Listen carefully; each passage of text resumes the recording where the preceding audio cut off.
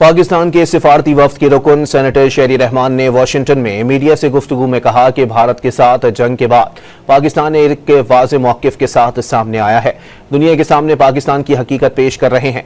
वाज़ेह किया कि पाकिस्तान अब दहशतगर्दी या जंग से नहीं पहचाना जाएगा। Pakistan is now not going to be defined by terrorism or war. If India chooses to do that, that is India's own obsession with perpetual war. We don't like to see perpetual war. We are looking for perpetual peace. We are looking for sustainable dialogue. We're looking for the Indus Waters Treaty to be restored.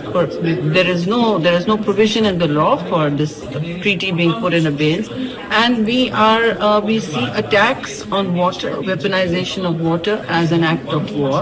Pakistan is now not going to be defined by terrorism or war. If India chooses to do that, that is India's own obsession with perpetual war.